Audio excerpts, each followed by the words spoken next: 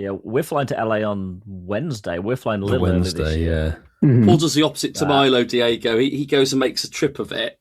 Milo's there and back for the event. I make an anti-trip. That makes sense. I should do that. Play Pokemon, for fun and make it a whole thing. I know, crazy, right? Yeah. Wild. No, jeez. Apparently it's a thing as well. Apparently. Hit that jingle, Whitfield. Whitters. Oh, yes. We have to do this. We only get to do this once a year, I guess. We've never done this, actually. No, we haven't. Not for ourselves, no. That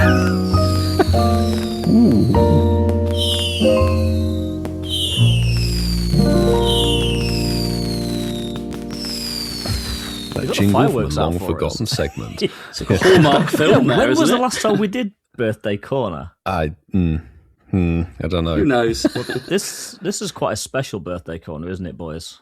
The best. The best. Because there wouldn't have been a Birthday Corner jingle were it not for a birthday. This podcast existed. A birthday of this you go. That's crazy. Congratulations, y'all. We are half a decade. 5. Yeah. Half a decade Little old. babies. They're still babbies. Francesco wow. Francesco says he made us a picture. Now, I think he just prompted like ChatGPT or something. Yeah. But Francesco did actually make I'll show you that if you can see. Did you say, paint me like one of Francesco your English did podcasts? make us a little birthday card, which we'll advertise this week's show. But be honest, if we could get a cake that actually had our logo on it, that'd be great. Yeah. You probably could actually. I'm sure Costco would do something like that.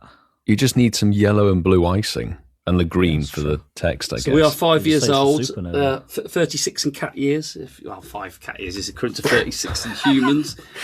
So that's great. Any cats recording a podcast out there? Now you've got a frame of reference. We're old enough to start school. Yeah, we've had a few cats on the podcast, to be fair. We've had quite a few cats before the podcast during the years. That's true.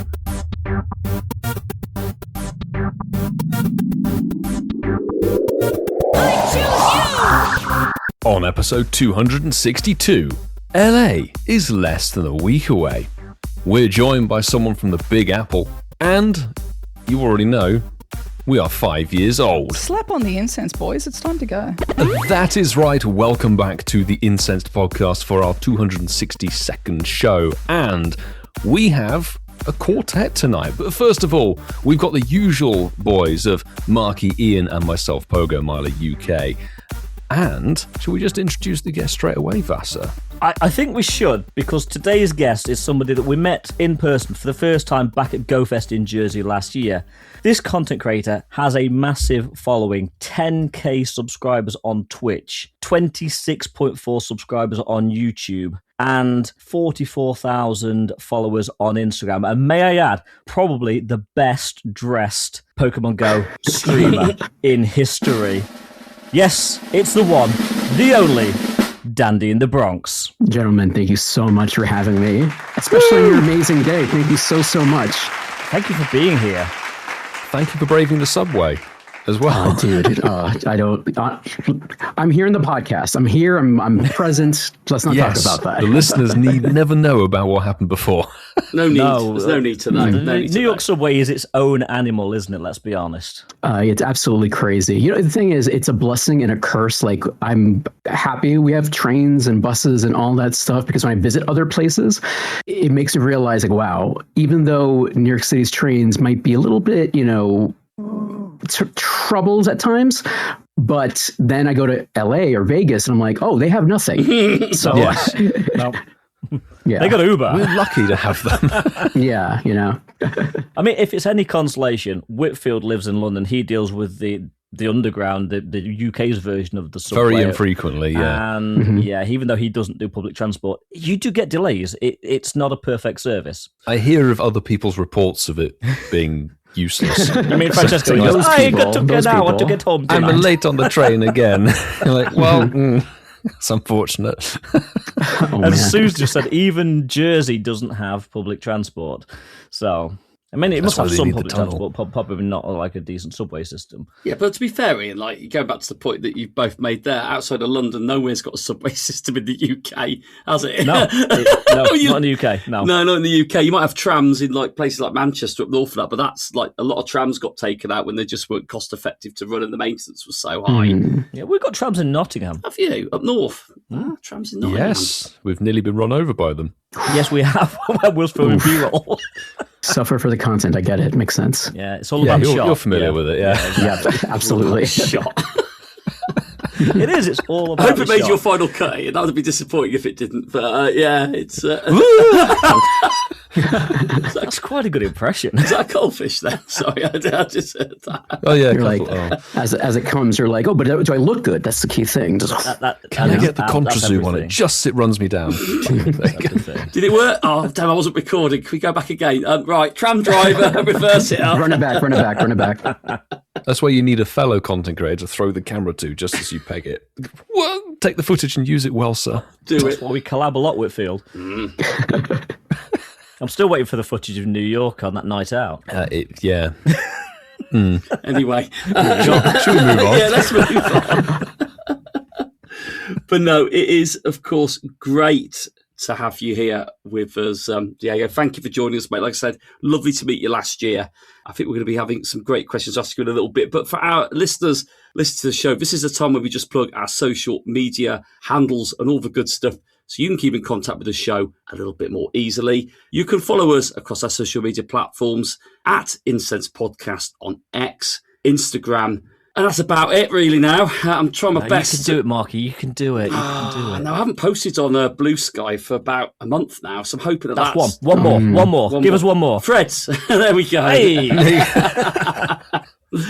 But yes, if you've got to mention Threads. We've got like a fashionista with us. I know. We're going to resuscitate Oh, it. I see what you did there. I like that. There it was, Freds. But yeah, those are our social media handles, so go follow us on that. We do post on those regularly, and we have opportunities for you to get engaged with the show. We also have a good old-fashioned WhatsApp number if you want to send in a voice message, don't we, AI someone? He's going to go for David, isn't he? Of course he is, David. You can send Incense Podcast a WhatsApp voice message on +44 759 269 5696. Very good. And we also have it if you want the old-fashioned way. Email us at contact@incensepodcast.com. There you go. That was all right, wasn't it? That will do. We haven't mentioned our world-famous hashtag yet, have we? Spelling. No, we haven't. Yes. We haven't. If you would like to get involved, you can use that world-famous hashtag. I'm going to say that twice in the intro. Shinies of the Week. And, of course, that is SHINIESOFTHEWEEK. Use that. We'll find your posts. Could you please clarify that spelling for me? Please. No, not again, JT. If you use that, we'll find your post and you might get featured on our famous favourite part of the show at the end, which has been with us since day one, actually, I believe. Has it been with us since day one? No, it hasn't. Week 3. Look at that, hey. We've got the Incense Encyclopedia, haven't we, there? It took less than a month for you to have that stroke of genius. Well, Yeah. I mean... Someone said it was the last stroke of genius I've had with the show, to be fair. And some might say this is sad. I've actually been on every single one of our 262 shows. No one said that sad, Ian. I think determined was a word that I used, and Milo said dedicated, I think. Tenacious. Oh, tenacious. You might be featured on that section, Shiners of the Week, which will be coming at some part of this show. Yes, it will. Whitfield, it's time. Fire up that grill. With this terrible jingle. Yes, Deigo, this is the part where we get to grill you ever so gently to start with, and then just get to know you a little bit better. So we're just going to throw questions at you. We might start easy, we might start tough, and we're going to get to know you. So I don't know if you're a football guy, but I'm going to start easy. I'm going to say Jets or Giants? Neither. Go Bills. Right answer. Bills. Go Bills. Okay. Go Bills. Okay. Josh Allen, let's go. Right answer there. Right answer. Yeah. Well, yeah. Well, okay. So I became a Bills fan because so growing up, big nerd, did not care about American football at all. And then I went to college and went to a school called SUNY Fredonia, which is near Buffalo. Oh, okay. And then they just kind of Bills Mafia. I just got absorbed by it, and it was during the also like not Bills were never they were a bad team for a while until Josh Allen showed up. So of course most games are just a lot of partying. So I kind of just got involved with all of that. Had a lot of fun, and as we say, it's the only team that's actually New York. So go Bills. That's fair. That's fair. I felt for the Bills. They had a really good season, which was really nice to see. Nice to see them make the postseason. I felt for you in that. Was it overtime loss to the Broncos, wasn't it? It was such the Broncos. I feel worse for the Broncos as well because they just lost their QB and like they literally had no chance afterwards. So like, yeah, it was basura for them. It was worse. It's terrible. You couldn't make it up, could you? It was like the worst thing that ever happened. The quarterback injured himself in the match before, wasn't it? It was almost like one of the final plays, and you're like, that's like literally just taking your number 9 off the pitch if you rely on someone scoring the goals, isn't it? But Bills, well, Ian, who's your team, Ian? I think we've had this conversation before. I'm a Giants guy. You're Giants. I'm Vikings, Diego. Minnesota, who have never won a Super Bowl. So, well, we didn't have one either, So, I feel you. We're good company. And Milo, do you know what American football is? Just curious. That's the throw the rugby ball, right? That's the thing where you throw the ball. Yeah, that's very right, good. Yeah. We'll take that. Yeah. I think you deserve a bling for that. Let's give him one. No, I feel like Ian has done a very good thing of not only bringing you guys together with American football, but also shortchanging on the first question. So, give us a little bit about you. Like, how did you get into this creator space? How did you find yourself starting Pokemon Go? It's sort of like a BOGO standard question for anyone who's in the creator space. But give us a little bit of background, dude. I always love sharing this because everyone has a different origin story. 100%. So I actually started off as a teacher. I used to teach preschool. I went to college for early childhood education. And I have my master's in literacy education. And the whole plan was just to be a teacher all my life. And that's actually how I got into fashion, dressing up this way. Oh, fascinating. Yeah, at my school, my kids wore uniforms. So I felt as a Latino male teacher, I should dress up. If they're wearing little ties and, cardigans, I should dress up too. Exactly. Yeah. So I started learning how to dress myself, posting about it on Instagram. And I just made it my kind of like my shtick, like made it my thing. Like, I'm going to do this all the time.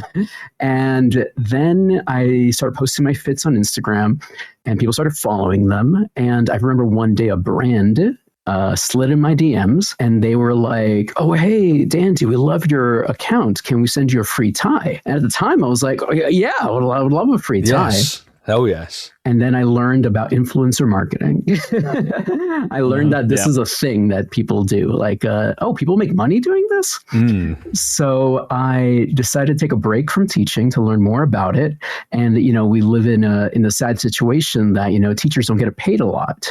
So I learned that, technically I can just do this and I'm making more money than being a teacher. I decided to take a break. Worst case scenario, I would go back into teaching. And I just kind of stuck with this, just making fashion content, showcasing the Bronx, being a dandy in the Bronx. And here we are. And in terms of like Pokemon, and I've been playing Pokemon since Red and Blue. I've been proper OG, yeah, OG. Let me see if I can find one of my artifacts here. Like, I don't know if you heard of this. Did I just make everyone feel old? Wow. Oh yeah. So like the old Game Boy, the OG Game Boy. This artifact here. Yeah. So I've been playing this since the get-go, and I've always been a fan of the card games.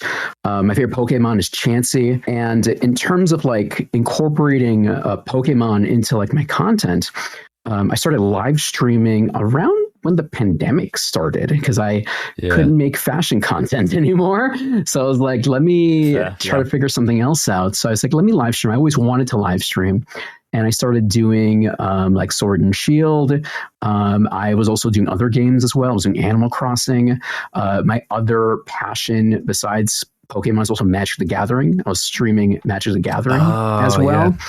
And the Pokemon stuff just clicked more. I was able to get an audience via the Pokemon stuff. And I just kind of was like, I love playing this anyway. So I just started doing more Pokemon. And then one day, I think I was doing Legends Arceus. I was streaming that. And I was like, I want to multitask. I want to play Pokemon Go while doing this. And I've been playing Pokemon Go since launch. So I was there 2016. It was a part of my life. Yeah. I kind of like waned off of it, maybe like a couple of months afterwards. I still played it occasionally, turn it on randomly. And then, but what got me back into the game is when Legends Arceus came out, when they added Pokemon Home compatibility. Yes. That changed it for me because it made the Pokemon real to me. And I mean, I don't know if how you guys feel about this, but when I started playing Pokemon Go, I was like, oh, that's cool. All right, I caught a Pikachu. I caught a Dragonite. That's cool. But I wasn't bonding to the Pokemon. But then when Pokemon Home came out, I was like, oh, wait, I can use these in the mainline series. I can use this in VGC. I can use this to actually finish my Pokedex in the other games, which I did. And then I started transferring a bunch of stuff. And actually, one of my, technically a horrific transfer I did, I transferred my shiny Celebi from Pokemon Go to Pokemon Home. Ooh. So, but at the time, I didn't think about it. You know what I mean, though? So, it's not the first time I've heard somebody doing that with the shiny mythical. Yeah. So I have my shiny Celebes in Pokemon Home now. So now I can use it in the mainline series. But at the time, I wasn't thinking about that. But then I was like, oh, I can capture a legendary. I can hunt for legendaries in Pokemon Go, get them, and bring them in the mainline game. Yeah. And now here we are. Because then I got hooked to that part again. And that's where the whole, I guess, streaming outdoors kind of took off as well. Yeah. So I started. I think a lot of Pokemon Go streamers, when I started watching it, people were doing raids at home. And I saw people hosting raids. So I was like, oh, I'm going to play Legends Arceus and host raids at the same time. And then the hosting raid parts overshadowed my actually just playing the game. People were just coming in just hosting raids, friend code, all that stuff. Yeah. And then that audience started growing. And then back in the day, unlimited remote raids, a different price point for remote raids. Good times. So we were doing hundreds of raids. We were doing crazy hundreds of raids, on stream, and it was amazing. Getting shinies, all that stuff, and then I would transfer them to Pokemon Home. Then the switch happened, but I still wanted to do this because I still found it fun. I had an audience that was interested in Pokemon Go. So I tried to figure out how to do IRL streaming, and I was looking up a bunch of other creators who were doing it, just searching for people. I think I was watching Joe Beats at the time. I was watching a Pokemon Cast, I think, did it at a certain point. So I was just absorbing, seeing what they were doing, watching IRL streamers, how do they figure this out? Yeah. I think the first time I ever did an IRL stream, I was using Streamlabs to try to do it. And then when I really tried to take it to the next level, it was at my first in-person Pokemon Go event, Las Vegas, Hoenn Tour. Yes. Oh my God. Oh. Yes. It was Primal Groudon, Primal Kyogre. Luckily, I wasn't there for the first day. I heard a lot of bad things from that first day. That was a bad day. you avoided a problematic one, let's say. Yeah. So I got lucky there. So I streamed, I think it was the Saturday or Sunday. I can't remember. Probably the Sunday, I believe. But I ran into other streamers. I think that's when I met Lander Alpha for the first time, I believe, just in passing. I met Grant and Alex, another New York-based Pokemon Go streamers. And it was a lot of fun. And I learned a lot about the gear and how that makes this work. Yeah, it was a lot of fun. And just being able to be out there, share that experience with people. It was just something different. It was unique. And I wanted to do more of it. So here we are. IRL, Pokemon Go. And building up the setup and everything as well. It's so much gears and stuff. You guys, building whatever it is, Joe Beats her setup, Lander Alpha, and I think Hanny Mew. Oh, Joe Lander, Hanny, of course. Feel his backpack. It weighs it's a heavy setup. It's got to weigh 20 pounds. It's so heavy, Yeah, I think I've seen some people, they just basically carry mini computers, the Bella boxes and stuff like that. I saw someone once running their stream off a Steam Deck. I don't know if you know the console, the Steam Deck. They were running the entire thing off of that. It was kind of insane. But I run my show off of phones, and it's been working well so far. But I love just watching how people are able to pull off an IRL stream. Yeah. Oh, good stuff. Well, Deigo, there's so many things I want to ask you. We'll probably go away from Pokemon in a little bit, but let's keep it Pokemon themed for now. Obviously, as Ian rightly said, as we introduce you to the show, and it's a high bar, to be fair. Your fashion sense is impeccable. And if it makes the cut at the beginning or it doesn't, I'm going to repeat what I said. Finished work, public transport, back home, very smart. Love all that. Brilliant. Amazing. So it obviously lends to the fact then that you should be, involved in designing the feature Pokemon for Fashion Week this year, Fashion Week 2026. Oh, man. I always love those. Yeah, I love when those events come up. So my question to you, putting you on the spot, as we like to do that. Come on then, you've had the call from Scopetic or Niantic or whatever they're called at the moment, and they said, Diego, we want some Pokemon design for this event. Which Pokemon do you think should have costumes, and what costumes would you put on these Pokemon? I'm curious. Okay, so the first one is a little bit of cheating because I have this as an emote on my show. Chansey's my favorite. We have a Chansey with a top hat and a monocle. So we have that as a potential costumed Pokemon. Possible crossover with Monopoly. Oh, man. Honestly, it's right there. It's literally right there. Just add monocles. Ian, I like that. Yes. Hey, Scopely, what's up? I like that. Fancy Chansey. Yeah. In the show. Yeah, like that. there we go. Yeah, and I would say if maybe another one is, I loved what they did with Dragonite. That Fashion Week one was my favorite one with the glasses and the bow tie. I want to see more variations of that. But I feel like whenever they do just throw a bow tie or a collar, I feel like it's kind of lacking sometimes. I would love to see like more final evolution with outfits, like maybe a Gardevoir with like a black dress. Like I know she's shiny, Mega is with the black, but like just like a black dress that way. Like kind of similar to what they do with Pokemon Unite. I feel like they do really good costumes in there. Some of the costumes for Unite are beautiful. They're absolutely amazing. Yeah, and I feel like they should do a little bit of that with the costumes in Pokemon Go. Definitely. And TPC approve all of these, so they must be available to go in other games. There'd be a huge collab right there. It'd be like Pokemon Go X Unite. Here's the HoloWare for Lucario, HoloWare for Chansey. Hollower for Buzzswole. Oh my gosh, there was one. I think there was a Buzzswole also wearing like a suit. They have a lot of good suits in Unite. Honestly, if you want to see some good fashion, I know we love Pokemon Go. I love Pokemon Go, but the Unite fashion is on point. There we go. I need to draw some inspiration like Tom from Ford or something. Chansey in a Tom Ford suit. Oh my gosh. So Deigo, I'm just going to go back to more the sort of Instagram, because your whole bag is your Pokemon Go, your fashion, your travel. But looking at your Instagram recently, you've done there's a lot of stuff from the Bronx. Obviously, that's where you're living. I've seen interviews with councillors, is it councillors or like certainly Sanchez, like wasn't it? local government, and you've done a lot to promote sort of getting the trash off the streets, bins in the area, and really just getting that community aspect, not just in Go, but in the Bronx community as a whole. Talk to me about where that started, because I think I saw some videos or some reels where you actually went to somewhere in New York and got to interview the mayor. Yeah, so there's a couple ones I've interviewed, like city council members in the Bronx.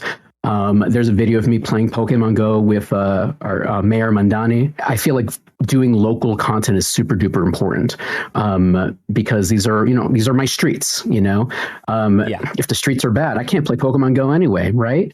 So I figure it's a great combination of I'm showing my neighborhood. I'm showing that we want to make things better. I'm using my audience, my not to say clout, but being able to just put these messages out there just to make it a better place. Why not use these abilities to tell stories, have people feel engaged with their government, their local government. I feel like change starts at home, and being able to at least work with, local mayors, city council members, to at least let people know that, hey, look, they're actually doing something, and make it a little fun here and there, maybe add some Pokemon in there, but just being able to use my platform to be like, hey, let's actually do some actual change. Yeah, and Sue's just said, please tell me that the new mayor plays Pokemon Go. Does he? So when I first introduced it, and I was like, hey, I like Pokemon Go, he never played Pokemon Go before. He was familiar with Pokemon. He actually saw Pokemon the first movie. He was telling me about his Mewtwo card. He got the free promos that they were giving away for that. So we had that conversation. But he did not play Go. Okay. There's no Mandani account there somewhere with like some random 2016 Pokemon. He's an OG player. 2016 Hundo. Imagine that. I know. You never know. 2016 Hundo Rattatas. that sort of thing. I'm going to pull it back a little bit because you mentioned you were originally teaching, and my fiance is currently doing her QTS, the teacher training qualification, that sort of thing. So off topic necessarily from what we used to talk about, Pokemon Go, etc. But what was your calling to get you to go to do teaching? And if you proceeded with teaching, where do you think you might have gone with that? That's a great question. So I got into education because I never really liked my own personal education. I never had fun at school. I didn't really like my teachers, honestly. I always felt my teachers were cliquey with other kids. I always felt left out. I never felt part of the club, so to speak.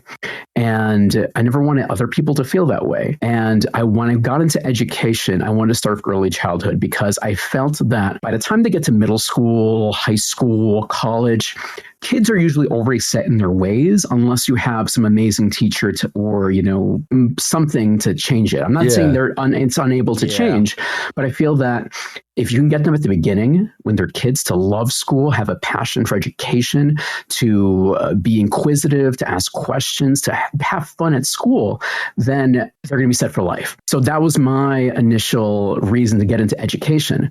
When I was teaching, I was able to do all of that. I could dress up this way. The kids were like having fun. I remember bringing like guests into my classroom. Like a friend of mine, she was a chef content creator. So I had her come in to do a cooking class for my kids. That's amazing. It was a lot of fun and working with the parents and everything, but it just became a lot of red tape, a lot of paperwork, bureaucracy. And of course you're not getting paid a lot. So you're doing all of this, but then I got to eat. I got to buy suits. How am I going to buy suits? How am I going to buy my suits without, I've got to look this good all the time. Right? So that became a thing. And in a different universe, maybe I would still be a teacher. I definitely would want to make my own school or work at something definitely higher. I don't know if I would want to still just be a teacher, but definitely would love to have an academy or be a superintendent or something, a principal or something along those lines. So who knows? Maybe in a different multiverse, there's a Deigo Academy somewhere. Yeah, in a different dimension. But that would naturally be sort of the next stepping stone, wouldn't it? If you've got a vision of what you would like to portray to children you're teaching, if you want to reach more people, you would have to go higher up the food chain. Yeah, absolutely. That was always the plan. Actually, I still have my teaching certificate and I still use it randomly. Actually, this is a story I tell on my stream a lot. So maybe at this point, maybe 3 summers ago, I was substitute teaching over the summer because I still have it. So, and I still have friends that work at different schools. So occasionally, if I want to make some extra cash or something happens, I can pull that out when necessary. So I was doing an after school program and I was working with some kids and I was letting one of the kids play with my Pokemon Go account. I turned around for a bit. I came back and I noticed that the kid, and this is like a younger kid, defeated Team Rocket and caught a Torchic. And I was looking at the capture screen. Oh, amazing. You got a Torchic. Cool. So then I checked the profile of the Torchic. I scrolled down. I noticed the Pokeball they used. Oh, no. Oh, no. It wasn't a Master Ball, was it? Gentlemen. Yes, someone Master Ball. And it was a hundo, yay! No. Oh. So a beautiful Shadow Torchic captured by a Master Ball. So Forever in the Master Ball. Forever in time. So I still have it. I'll send you guys a screenshot of it so you can use it. But yeah. So we'll get that on a reel. Yeah. So a Shadow. I'll eventually max it out. So right now it's I think I evolved it into Combustion right now, but it eventually will be a maxed out Blaziken. But yes, captured of a Master Ball with one of my students. That's jokes. That's amazing. That's perfection. As Sue said, it's a trophy. It's a trophy. Well, you can't get rid of it now. No, never. I will never get rid of it. It's a great story forever. Always. That's beautiful. Well, I'll cross out my question there. What's your trophy Pokemon in Pokemon Go? That one's done. What Pokemon have you caught in a Master? That's That's definitely one of them. Definitely one of my trophy Pokemon. Absolutely. Oh, dear.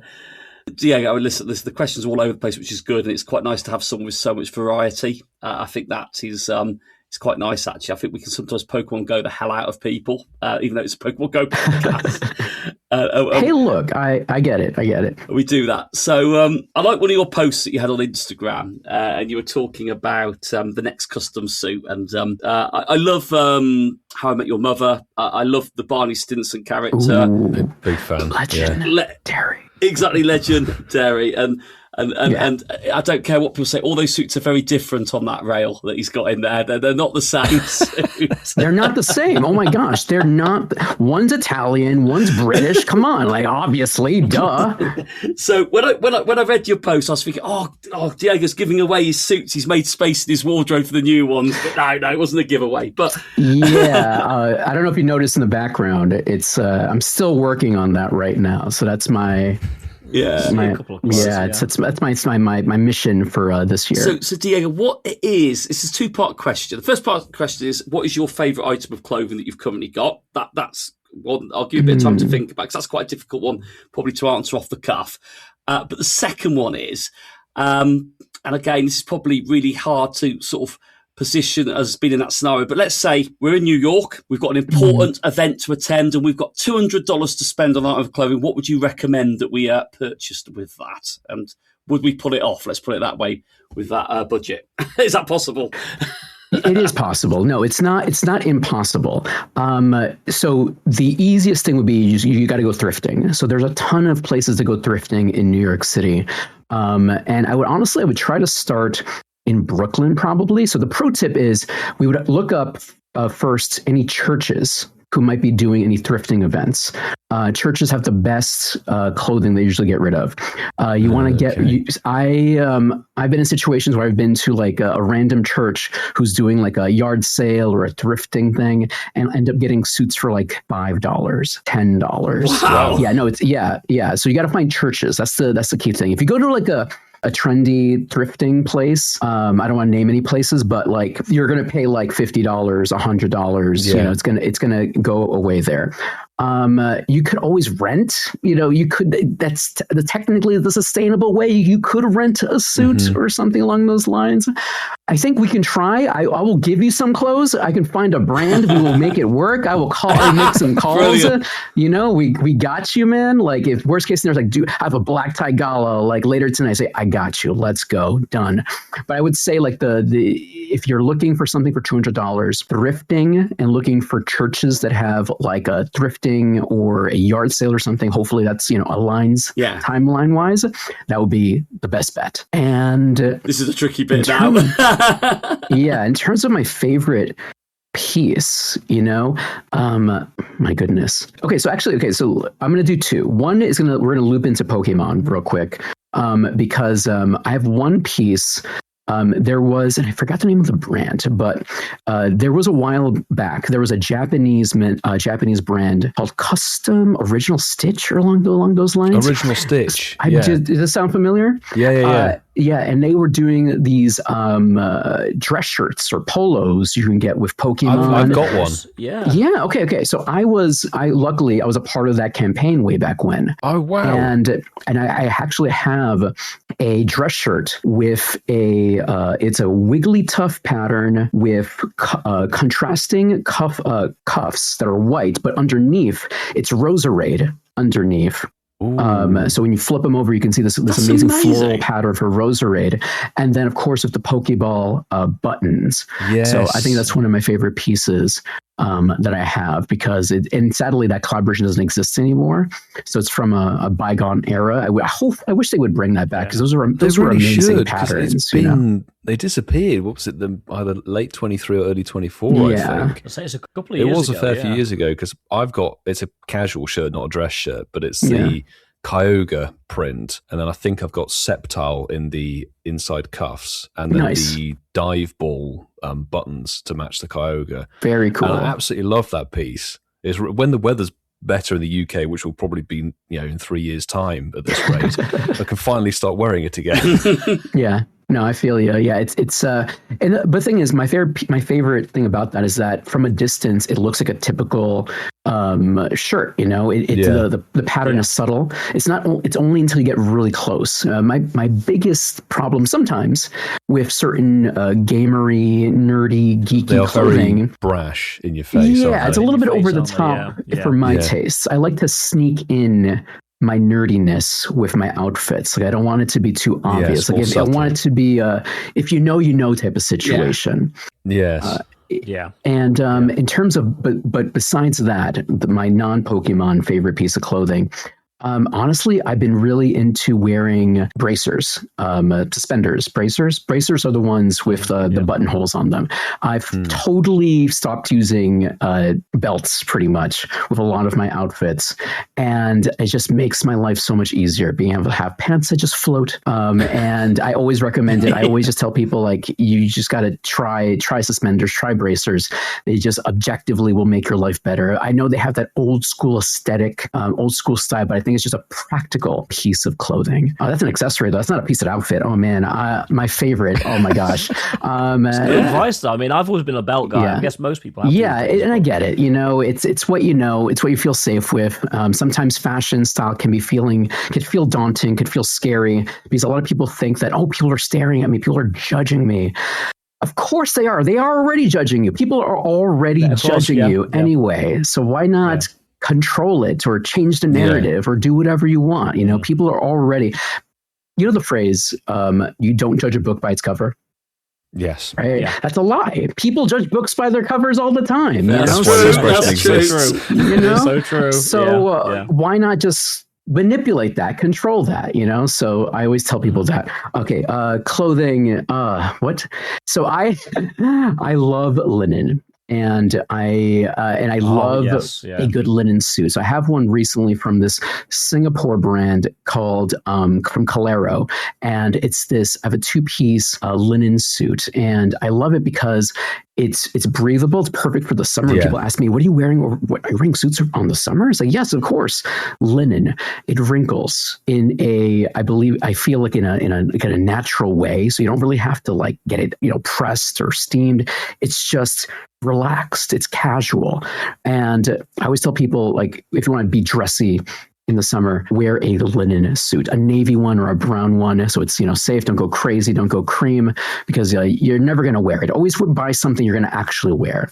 So my navy 2-piece linen suit from Colero. Beautiful. I want to see a photo now. Beautiful. Like, we see a photo. We're going to get it. We want to see it. I'll send you the links to all these. I was going to bring it up real quick, because I'm sure you probably worn that in the height of New York City Go Fests, that sort of thing. New York summers. Yeah. So I'm gonna bring some linen for LA. So I'm gonna have my 2 linen suits for that. I'm gonna have 3 suits. So I'm taking a couple of linen shirts to LA, but I don't have linen suits. But I might actually get one. This is the difference between us. Like, when we look at, I've packed 4 t-shirts and. Can you see that from there a little bit? Oh yeah, very nice. Yeah. Ooh. Yeah. There's something about that blue. Right there. Pops. Yeah, check that out. Oh, mate. So nice. I feel like a lot of people think it's like, wearing a suit is stuffy, or like it's too much or something. Like, you're still putting on pants. They're just not jeans. You know what I mean? Like, they can still be comfortable. You just have to buy the right fabrics or something. So maybe it takes a little bit extra, maybe a little bit more searching for the right thing. But I think a lot of people dismiss tailoring or menswear for being too much. But I feel people just take a little bit more time. They can find pieces that they like. That's great. Definitely something to think about. I might end up buying a linen suit now. So we've touched on a couple of the cornerstones of your content and creator style. So my last question for you, Deigo, is about travel. And we know that we've seen you in Paris, we've seen you in Jersey. You've made quite a few events, like you said, going back to Las Vegas 3 years ago. What's on your travel itinerary for this year? Yes. So my travel itinerary for this year. So we have Kalos Tour. So that's coming up very, very soon. A lot of local. Isn't that crazy? Time flies. In terms of travel things. So basically with my Instagram, I I luckily get to work with a lot of like local places or travel boards. I visit actually New Jersey a lot. I know that's considered traveling, but I do visit a lot of places in New Jersey to make like hotel content. And then we also have, I probably go to Pennsylvania a lot as well for a bunch of hotels that I'm working with in that area. I'm trying to manifest, I feel everyone's trying to go to Japan this year for obvious reasons. Why not? For the Pokemon 30. Who knows what they're going to do for that in Tokyo. Obviously, I'm already trying to set the seeds in for Chicago, obviously, trying to get ready for that. And nothing else too crazy right now. Just a lot of work coming in. The funny thing is, for example, when I do travel, when I do go to like Pokemon Go events, I always try to double up. I try to find collaborations while I do my travels, whether it be hotel, restaurants, other places of interest. Is there a suit place there or something? And then try to like double up. Obviously, when you go to Kalos, try to do some restaurants, do some hotels, and of course, live streams in Pokemon Go. So try to knock out 2 Pidgeys with 1 rock slide. Nice. That sounds good. Very go-cast. And of course, Chicago pizza rivals New York pizza. Okay, I cannot wait because I've only had a deep dish pizza like once in my life, but it was a frozen one because actually a friend of mine sent me a Chicago care package with like deep dish pizza, like certain like a caramel popcorn. That's also like a thing in Chicago.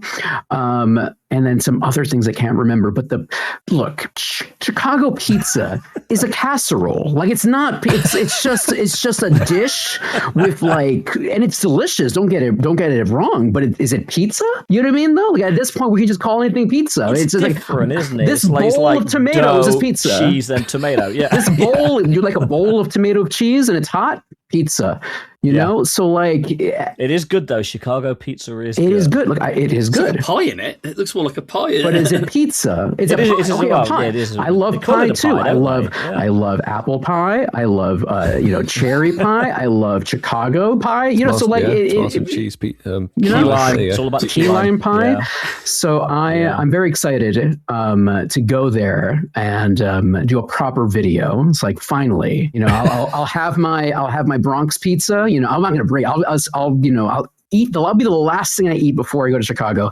I'll have a proper, Bronx pizza.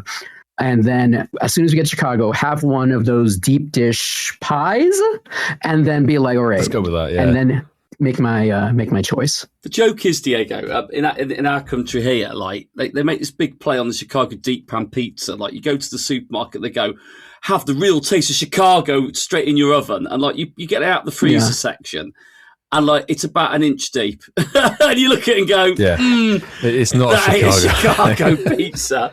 And when you see like a proper Chicago pizza, like you say, it's like you need a serving fork, almost like a shovel with it dirty to like cut into it and like shovel it out. Yeah. Yo, no, for real. Look, I think there's nothing wrong with that. Guys, that's real Chicago that pizza. Sounds amazing. Like I love like a greasy, messy, like cheesy. Like that sounds great. 2019. That is more like a pie or a tart. But is it pizza? Yeah. It's pizzeria. Pizzeria? Okay, we're just naming anything. Pizzeria, pizza not. Pizza-esque. Pizza-esque. Yes. What I had in New York that you guys advised me was the one to have. That was pizza, like a slice, like it's like it moved. Do you know what? It's thin. It's got loads of cheese on it, loads of topping on it. That's a pizza. That's like the Teenage Mutant Ninja Turtles. It's a New York pizza. It's all about the flop on the pizza. Yeah, it's all about the flop. Those turtles didn't have pies in their hands. They had slices of pepperoni pizza, didn't they? The old teenage. Oh my gosh! And just falling off, greasy. Oh my gosh! Like actually, I remember like when my parents would buy like pizza pies, and they were so greasy, they would have to like wipe them off with like paper towels, the grease off the pies, and like that was good. Like when they had to like do extra work to get the grease off of it, but I wouldn't have it any other way. Sue's son hooked us up with a really good place in Midtown Manhattan, and it was so good. It was a good pizza. Good. It was I'm going to pull it away from the salivating pizza chat and a simple... we set Francesco off. Oh, for goodness sake, let's leave the Italian alone. But what is your, quite a basic question, but what is your favorite Pokemon Go memory from all the early days of live streaming to the live events and more? That's a great question. I feel like I'm always making these memories, and they're like kind of saved. They're just saved on the VODs, you know. So it's kind of crazy. Yeah, maybe like one or two. But like the one memory that I always love to bring up is, I believe it was what was the tour that was last year's tour? Unova. Is that it? Unova Tour. Yes. Okay. Yeah. Unova Tour, yes. And I remember it was live streaming. I was around Pasadena, just walking around. And I believe I was walking towards one of the meetups that were happening. I think it was a Fleece King meetup, I believe it was. And I was there. It was with other people, like other Pokemon Go creators, just hanging out, talking. And I was live streaming at the same time, by the way. Yeah. I remember a kid came up to me and he was like, "I'm watching your stream." It's like, "What?" And it was like this little kid from like, who was like, "Oh, I'm from Florida. I watched your show." It was like, "Dandy." It's like, "What? What are you doing? Why are you watching my show?" But it was so cool because you don't realize who's actually watching your content, who's actually, who's silent supporters or whose lives you're like, kind of touching. I had a couple of conversations that night. People come up to me and say, "Oh yeah, I watch your show. As I'm working, I have your show on," or "I love the New York City ASMR," or "I just like, having you on while I'm playing Pokemon Go to be like, I'm playing with you." Hearing that made me realize like, wow, like I'm a part of people's lives and that I'm making the world a smaller place. I always tell this to people, like when I'm streaming, like, and I'm gonna toot my own horn right now. Go for it. While I'm doing the shows, like I have people watching from Malaysia, people from South America, people watching in Europe, people watching in like Australia, people watching other places in America, Canada, countries that I have hard time pronouncing, and it's amazing. Like all here, all over the world, watching this guy play Pokemon Go in New York City, and it just warms my heart, and it helps me keep going, and it helps me keep making this content, make the world a smaller place, capturing Pokemon, getting those shinies, getting those hundos, hosting raids. It just makes it all worth it. Absolutely. It is amazing how far your scope can go as a creator, like what random country you can reach. It is. You only have to look at the analytics, and you think some of the countries, people actually watch. To us. It's crazy because I always feel bad because sometimes I'm really bad at like saving GIFs.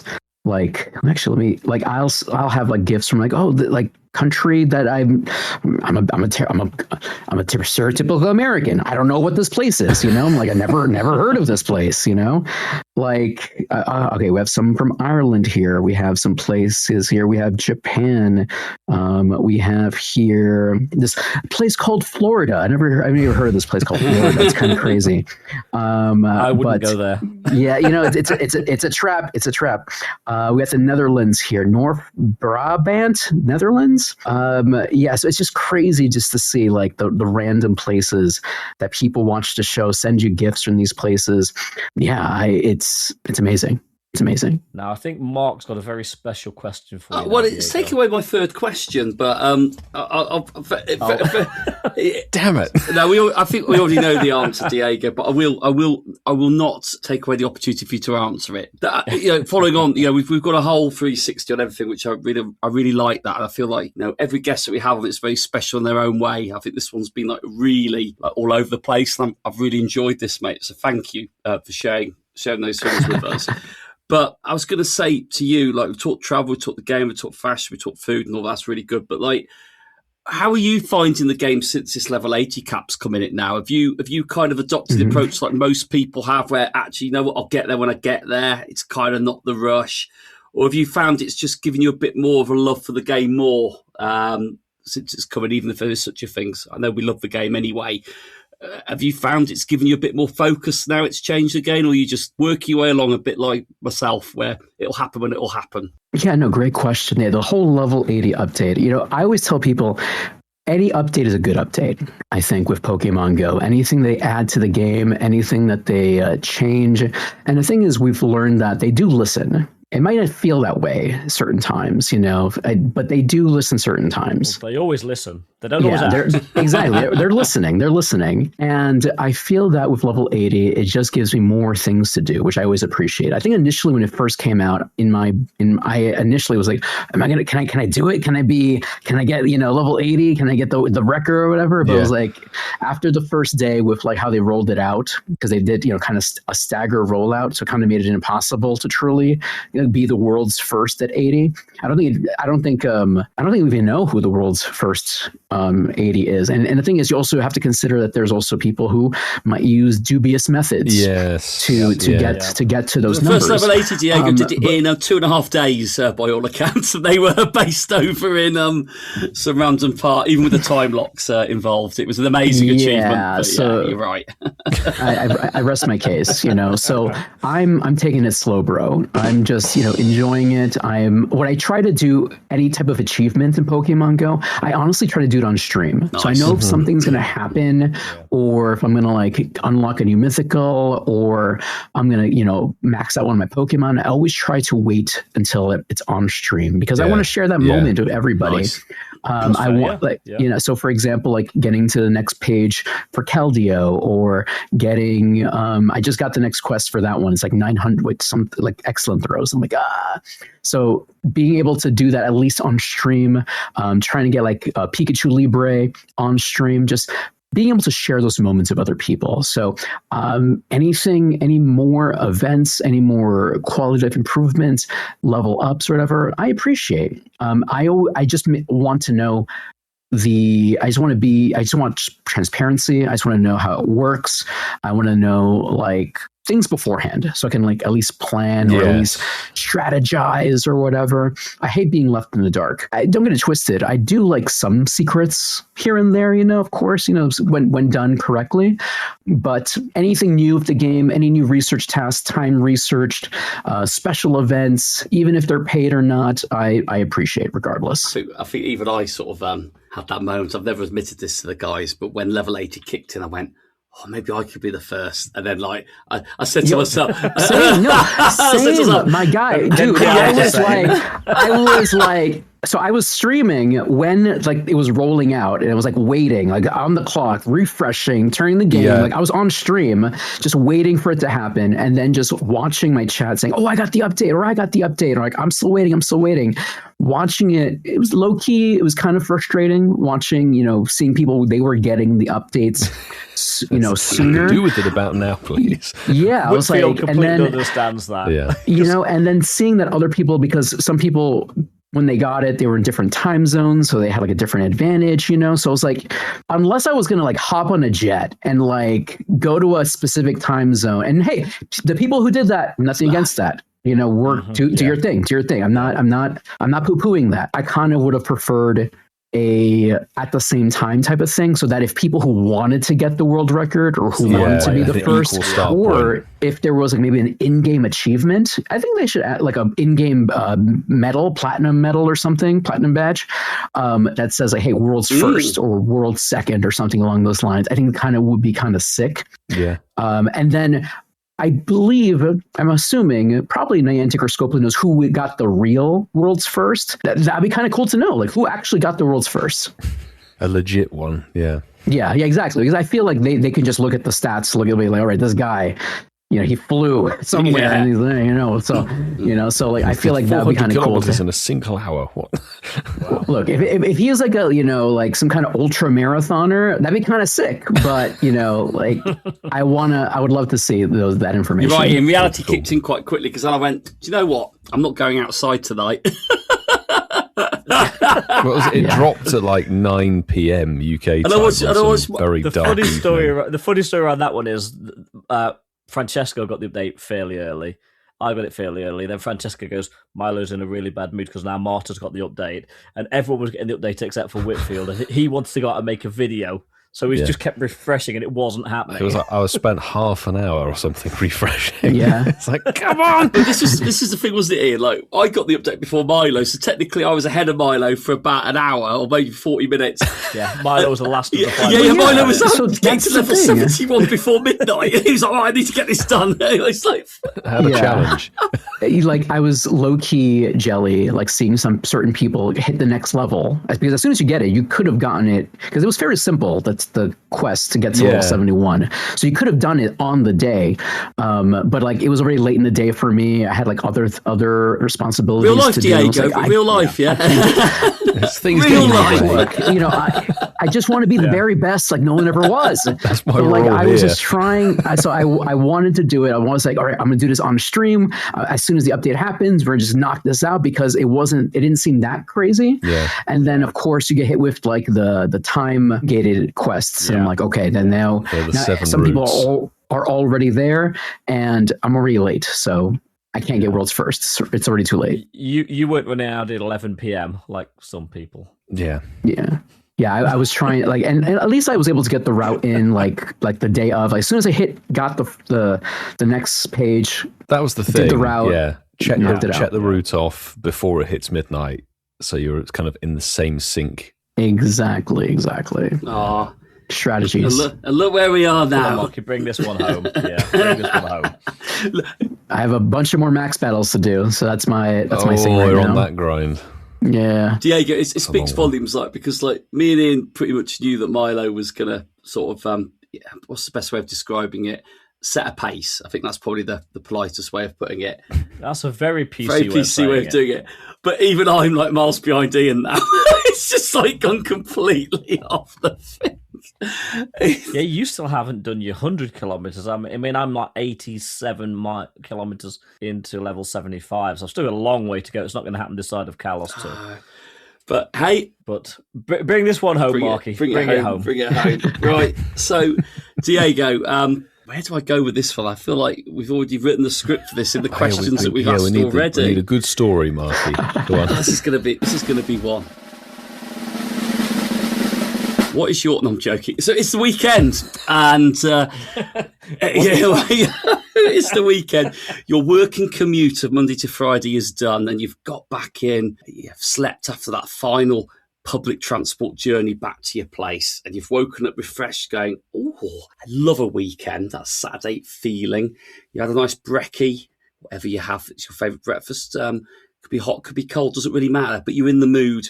It's got to be pancakes. Oh, I don't know. I reckon Diego's got someone that looks like he likes maybe an omelette, not an omelette, maybe a poached egg on a bit of sourdough bread. Chicago pizza. A Chicago pizza.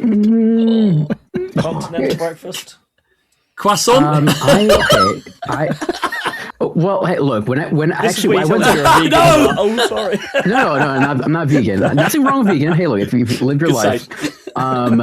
Actually, when I was in Paris, I was croissanting every day. Yes, it was amazing. good man. No, I'm a smoothie guy. I have a nice protein smoothie in the morning. My concoction is protein, yogurt, bananas, strawberries, almond milk, and then creatine. And I try to have that to start off my day, and then an espresso. Right, okay. So I start my day. Yeah, that's Beautiful. Yeah. Right, so Ian's going to do something magical with this now, and Milo in the edit, so it sounds like that I've read your mind, and I go, so Diego, I reckon you've started the day with a nice, maybe like a protein yogurt made with a bit of almond milk in it, you know. I'd say bananas, strawberries, and do you know what? I reckon you probably have a little espresso after that as well to get your day going. So, am I right? Am I nearly there? You got me, man, dude. Fantastic. So you've Alakazam over here. He knows what's up.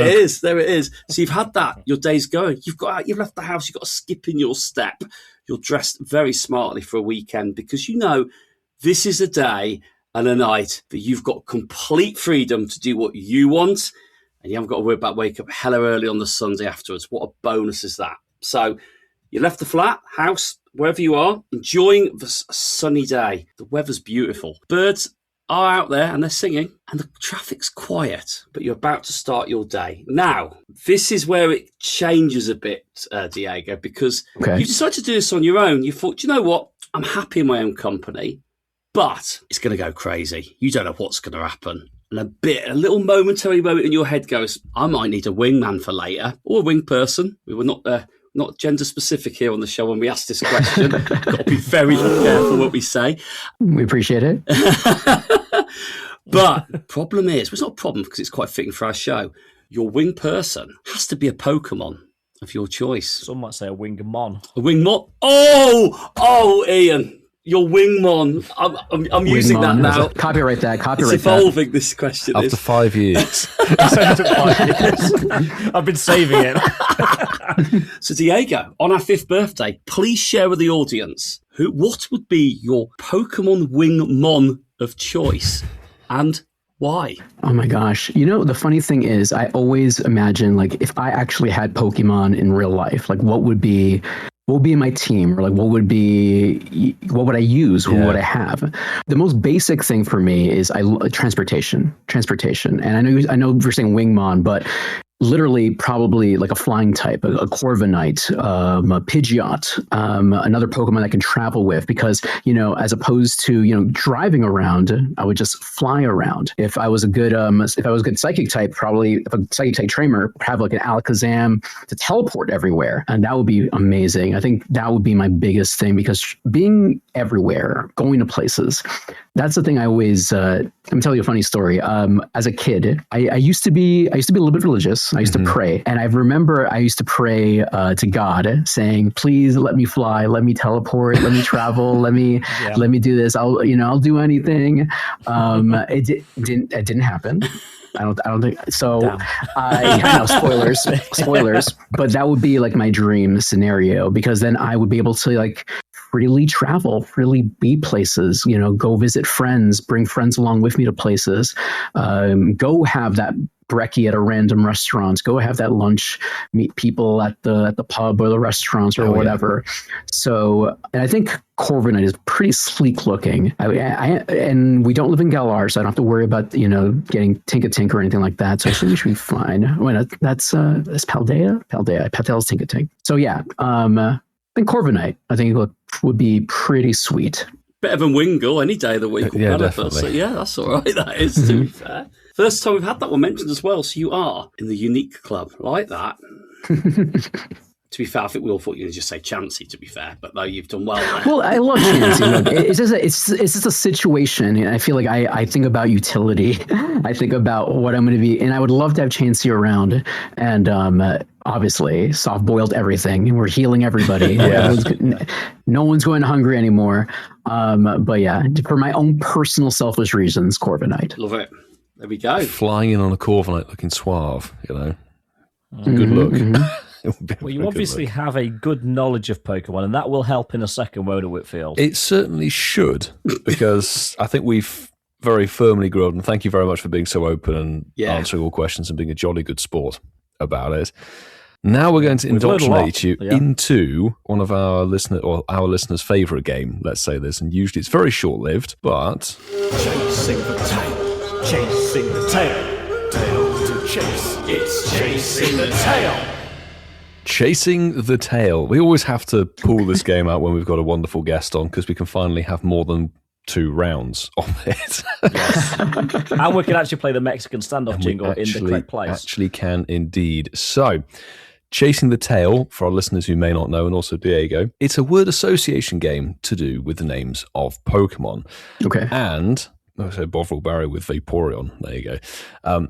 I will start the round, and we'll go in an order, and you must say the name of a Pokemon where the beginning letter matches the last letter of the Pokemon before it. So if we were to take your Corviknight, the next person must say a Pokemon name beginning with T. Oh man, spelling. Okay.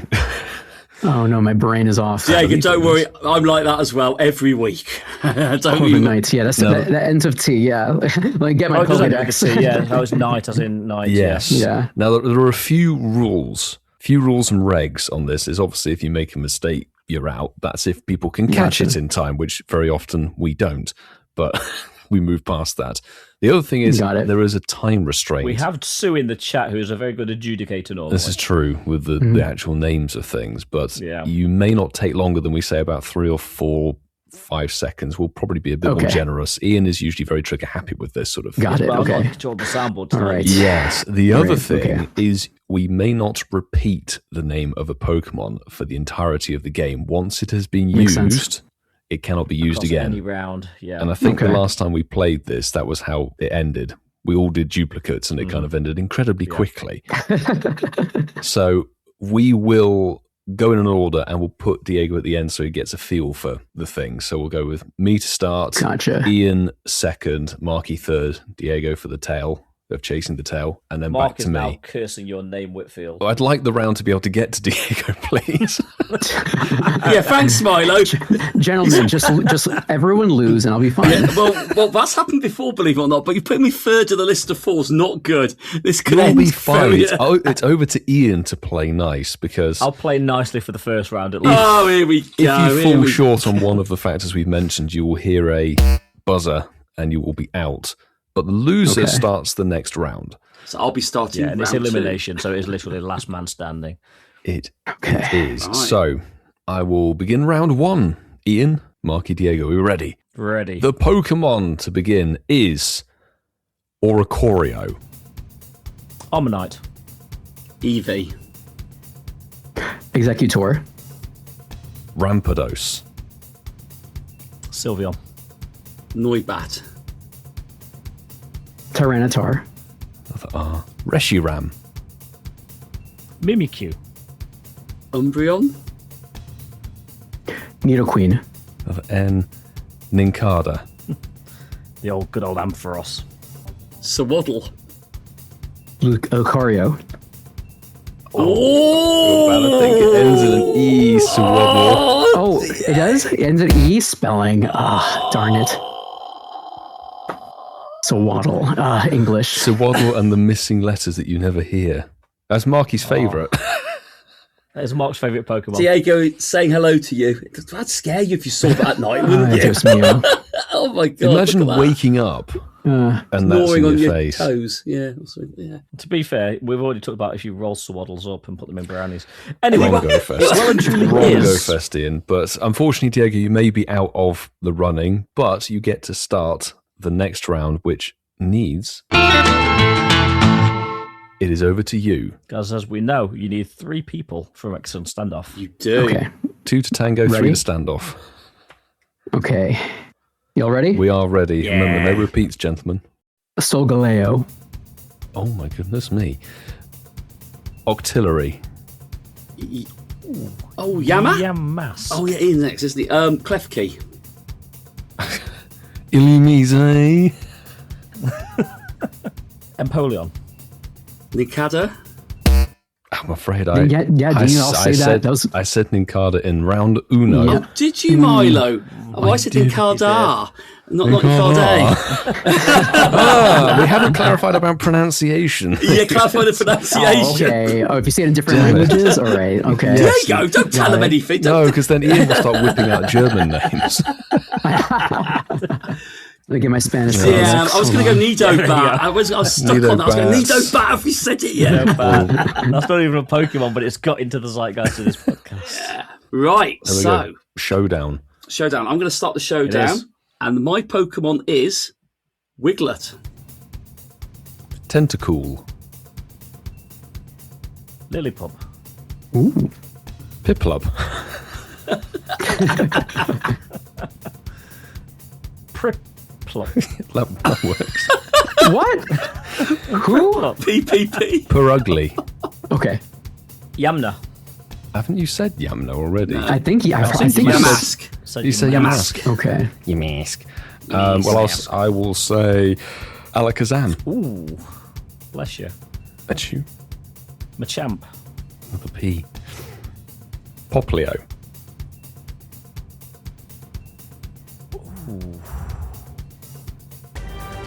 That's it. I've got a call time on that. Was that O? not Is that got O? one. I want to see if there's another O out there. We have a lot of O's in that. Oranguru. Octillery. I said that. No, I think it's artillery. He said Oh, you artillery. never said that, did you? Oranguru would have been a really good shout. Omanite. Yeah. Saranguru. Yeah. They're all good on Omastar. Omastar. there. Yeah. Oshawott. Oh, so Whitfield. Quite a few left, actually, weren't there? We always do this. Like you Yeah, could have I had know. any of these selections. There you go. Well done, Thank you for Whitfield. being such a good sport on that one. And Yes, GG's. I guess now, yeah, Marky. Going from things in the future, let's now go to things that have happened in the past. Because we're going to have a Pokemon Go Catch-Up. Yay. A week in Pokemon Go has been and gone, and we've had a couple of events that have happened. We've had the Carnival, as I kept calling it, Flamigo, and Flamigo. And we've also had a bit of a Catch Mastery event thrown in for good measure on Saturday just gone. So, guys, let's split this maybe into, or just split it events. Let's start. Carnival of Flamigo.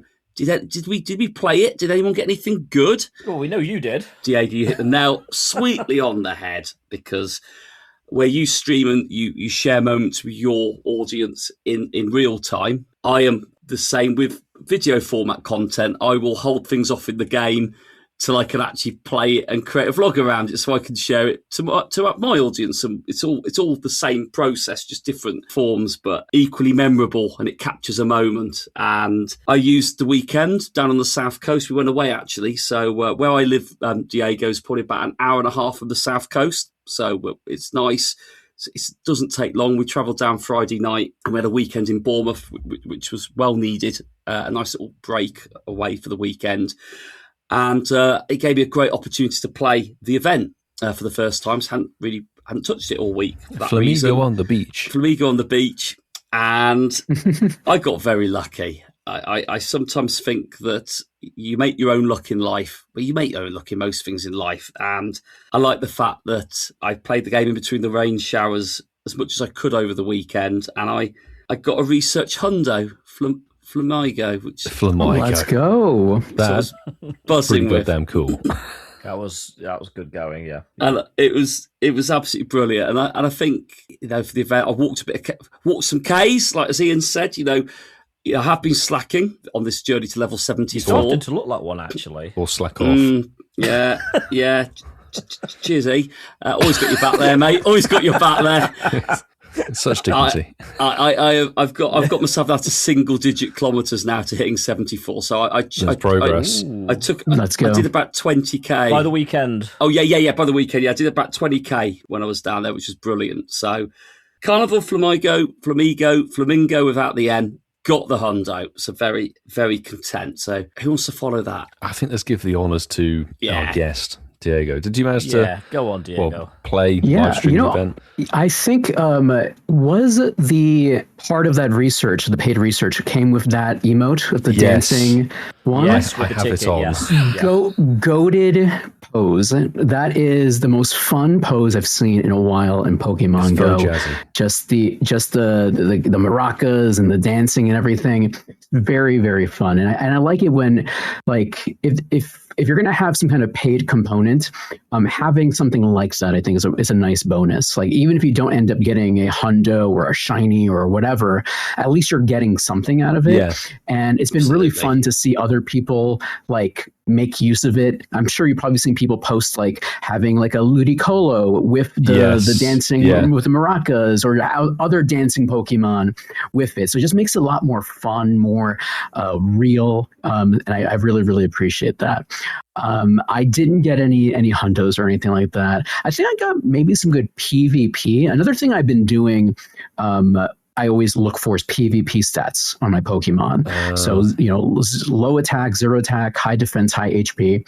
Another thing I try to envision, like maybe one day I'll go to a regionals. Maybe one day I'll go to a nationals. Maybe, but I do collect those as well. So even if I never end up actually doing PvP, I'm not a hardcore PvPer, but I always look for that. So before I transfer all my Pokemon, I always try to make sure I look for Quick PvP scope. before yeah, exactly. Because you never know. Like, I think my best random PvP Pokemon I gotten recently was a Spidops, a like rank 1 Great League Spidops, like 0 attack, 14 defense, 15 HP.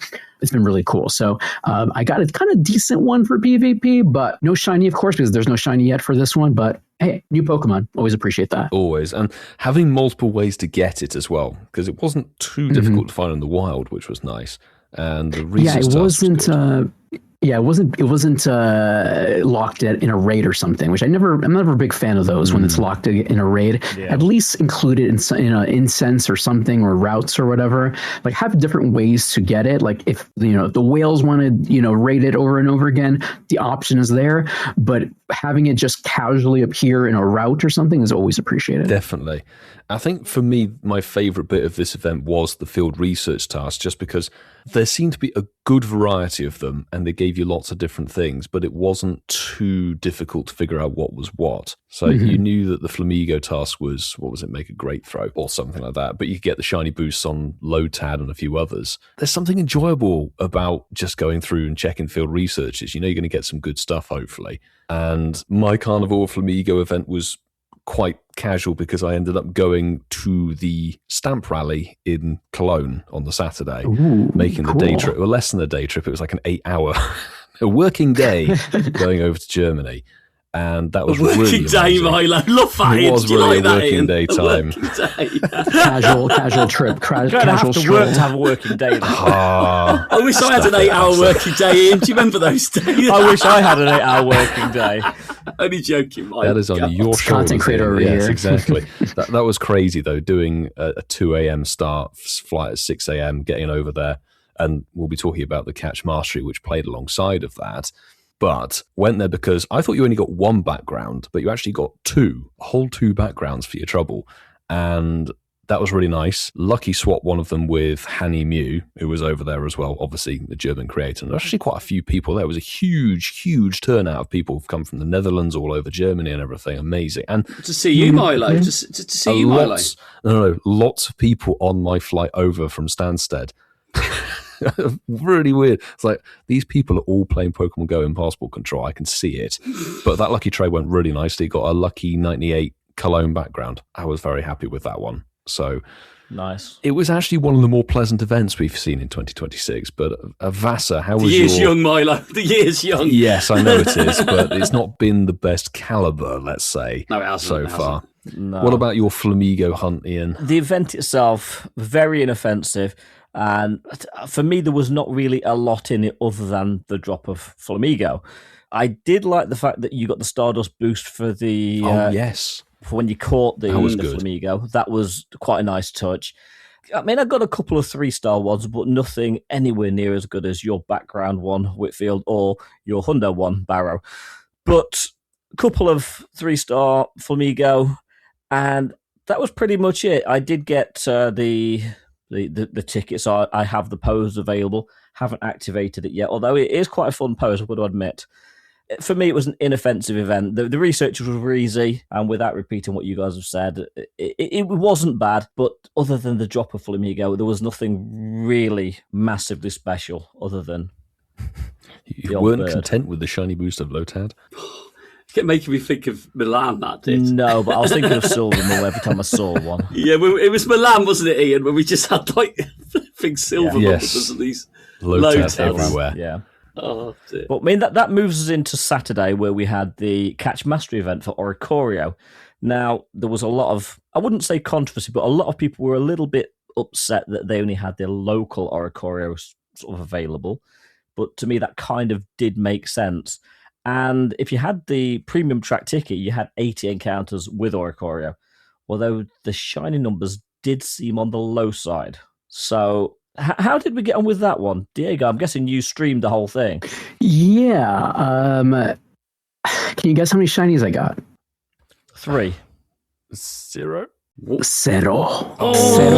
Shinies. 0 shinies. But, it is what it is, honestly. And I think sometimes you have to have, you have to mitigate your expectations with events like this, because it is a Catch Mastery. Catch Mastery is meant to help you complete the those platinum badges, platinum medals.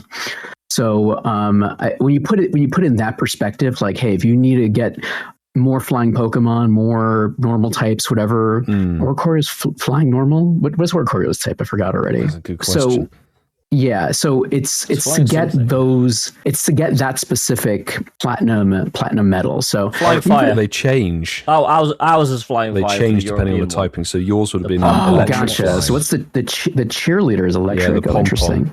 Got it. Okay, so for people who are trying to get the electric Yeah, flying, electric. platinum medal, it makes perfect sense. So yeah, and I luckily, because I do play Pokemon Go a lot, I have Oricorio shinies from the previous event. I think some of all, and the only one I'm missing is the dancer one and the Japanese one. So The Sensu one. yeah, And you exactly. need So one, I think, the Bailey or whatever it is. Yeah. Yeah, so it's okay. It is what it is. I didn't go in thinking I'm going to get Shundo or Oricoreos. I'm sure someone out there got a Shundo There or always Oricorio out is. of it, but Yeah. Oh, I'm sure. yeah. But I wasn't it didn't bother me too much. What I'd love to have seen is if you could travel between two regions of different Oricorios, and if you started the Catch Mastery in one, if they changed, if you went into the other, that would have been really interesting. Or let me get my jet. Technically, you I'll let you probably know. could I'll have get my got away jet. with it 'cause it was Theoretically, obviously 10 till 8. Theoretically, you probably could have even jumped on a Yeah. flight over to America or between America That would have and been London. epic, wouldn't it? That Oh, would have that'd been be- wild due to the time zone difference. I think the states should struggle, but if you're going sort of east, you'd probably be able to do it. Because if you got, for example, if you Depending when you played start playing. the first hour in the UK, so it was 10 till 8 p.m. So you could jump Yeah. on a flight, and then by the time, if you took off at 11, 10 hours, you could probably just about do it if you but you flying to New York. travel backwards, then you could probably get a couple of hours in. Yeah, you Interesting. probably could, yeah. That would be an interesting viral video that right would be there. wild. Getting every Oricorio in one day. Oh my god! Every single one, you have to touchdown, hope Yeah. you get one, and then move Yeah. on quickly. Is that Go Fest where it's released for everything? Yes. Or Tour? Was it next year? Oh, probably is it Tour? Because is it Gen 7? When Oricorio might come back with all the forms. Yeah. Is Oricorio from Sun? And you see, now this is where I think like my it's Gen brain 7, fries. so it'll be Tour. Trying to remember which Tour 27. Yeah, it'll be next year. Oricorio. Man, I cannot wait till we get Alola Tour whenever that comes in. I cannot wait for that. When Alola becomes the focus. I'm very excited for that. It's from That'll Alola, be so it'll be next this year. time next year.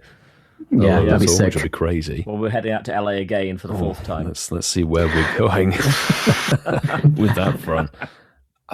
The only thing for me, and I'm trying to remember what happened because we had an Archon Catch Mastery a while ago, and that seemed to have much better rates, not just for the Archon themselves, but also for the research task appearance.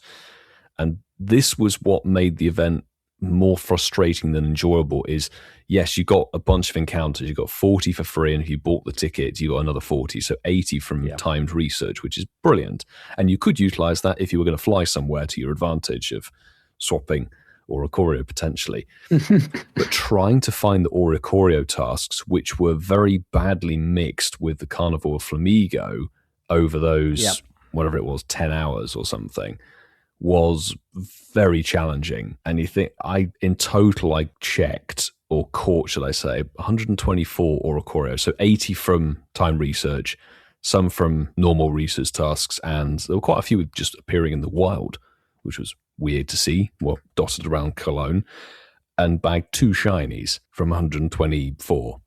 Which I always thought Catch Mastery was like crazy boost because it's research task stuff, but apparently it's not. It's about a 1 in 64. So what I got shiny rate was about spot on. So maybe I was just under the wrong impression during the course of the day. It's just you're used to getting more shinies. No, because I don't actually remember playing the proper Catch Mastery for Archon last time. I think I was doing something and I completely forgot. See, I think that's the important thing. It's your mindset. You know, if you go into something thinking you're going to get a lot of shinies, you're going to have a bad time. If you're going to go in there thinking like, hey, I'm just going to grind this, going to get some extra XP.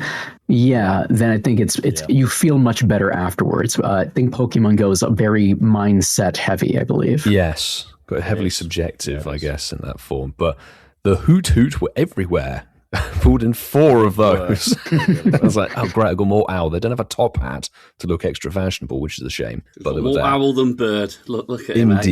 Indeed. Marky, how was your South Coast Oricorio chase? Well, it was the same as you guys. It was a complete opposite of a classic Enya song. Like the Oricorio certainly didn't flow, or the shiny Oricorio didn't flow. It was Yeah, listen, I think Deigo actually, that's quite a refreshing mindset to have, because I think I was getting this maybe confused with the previous Catch Mastery events, because actually we've had research days, haven't we? Yes. You know, like they weren't Catch Masteries, were they? They were like literally like Was it research days? 3 hours, big boosts, and I'd honestly forgotten what Catch Mastery really was. Yeah, so like I was a bit like, I slipped into that mindset of Pokemon Go, boosted shinies, we're gonna get 80 encounters, fantastic, loads of sparkles, great chance to get a Shundo, love all that. And then when I got onto page 8 of 10 and I hadn't had one shine yet, I was kind of going, exactly. Oh dear, I've really underestimated this. And it brought back scary memories of lockdown Snubble research day we had. I didn't get a shiny on all of those ones. And I was a bit like, this isn't how I did pull one in on page 8, which was welcome. And I was grateful to get the one, because actually, I think because I've been quite lucky with Bailey style Oricorios, where we are our form, other events. I've got a few of them, but I forgot. There was Barcelona City Safari where we got that was it, them, didn't we? But I forgot what a stunning shiny it actually is to see it with the sparkles on it. And for me, I was playing good. It is, and because I was playing by the beach, when I was getting shinies, I had like the sandy backdrop, and it looked so good. The game was like, oh, this is a different background that I'm ever used to playing where I normally play. So I was probably more excited about catching Pokemon with that backdrop, if that makes sense. It was really quite exciting. So one from 80 odd, and I think I got a few in the research tasks. There was a few in the wild, actually, believe it or not, that were spawning as well, which is quite nice. But E, how did yours play out, mate? Did you get any blackbirds in our one, or did you strike out with all the reds? Like, they low numbers for you? So I go into most events, as anyone that's listened to this show for the last 5 years will know, not expecting an awful lot, because my shiny luck is generally horrendous. So I started this event. I started late. I didn't actually start doing this till about 2:00 because I'd got things to do in the morning. And on my third research check from the special research, I was lured to a false sense of security by getting the shiny really early in the game. Today's going to be a good day. Check, got the first shiny, so I thought, okay, maybe we're in for a good day here. But ultimately, out of the 80 encounters with Oricorio, it's a little bit of a flex with the numbers that you guys have already said. I ended up with 3 shiny. That's pretty good. Is above odds. Nice. And luckily, and I say this with the most sort of emphasis I can, luckily, no shiny Starly and no shiny. Same, that's positive. Same, that's positive. So I'll take that as a win. So it was an inoffensive day. I like the fact it was on from 10 till 8, like a good 10 hours. So you could play it at your leisure, because for us that are sort of day one players and that play the game fairly heavily, we could get through 10 pages of research in about an hour, maybe 2 hours. But for some people, it would take all day. And I do like the fact that people had the option to sort of come and go, play it as they wanted. But it was a nice little event. And we'll see if we're saying the same about the raid day when we're in next week's show. But I can't really complain. I mean, the tasks were easy to complete. The researchers were there. It was spawning in the wild. And it wasn't a bad day. It really wasn't a bad day.